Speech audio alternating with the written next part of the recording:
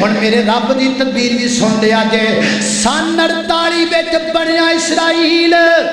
تے سن 47 وچ بنیا پاکستان میرے نبی نے فرمایا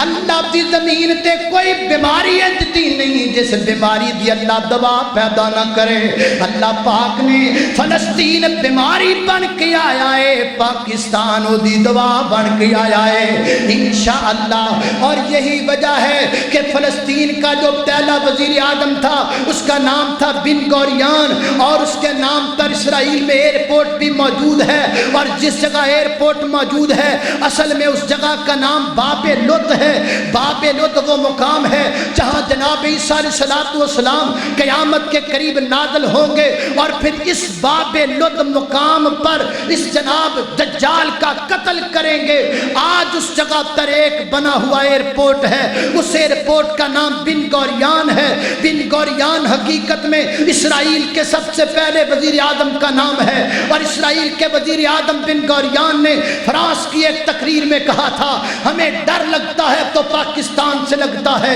ہمیں خطرہ ہے تو پاکستان سے خطرہ ہے ہم گھبراتے ہیں تو پاکستان سے گھبراتے ہیں انشاءاللہ تسی ڈرو گے بھی تے تسی ساڈے ہتھوں مرو گے بھی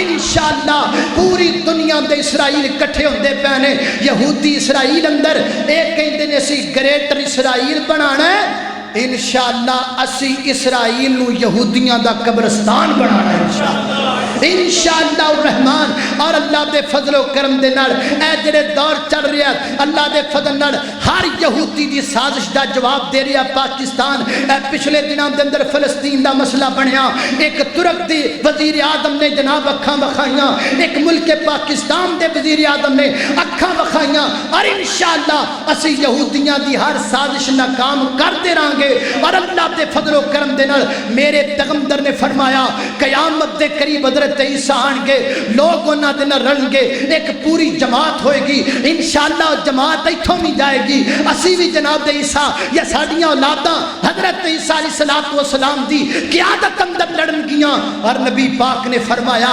اگر کسی درخت دے پیچھے بھی کوئی یہودی لکیا ہوئے گا اللہ اس درخت نو زبان دے گا اس پتھر نو زبان دے گا وہ بھی بول کے کہے گا میرے پیچھے یہودی چھپیا ہے انہوں قتل کر دے انشاءاللہ انہاں دا قتل عام ہوئے گا رب دی زمین تے رب دے قرآن دا چرچا عام ہوئے گا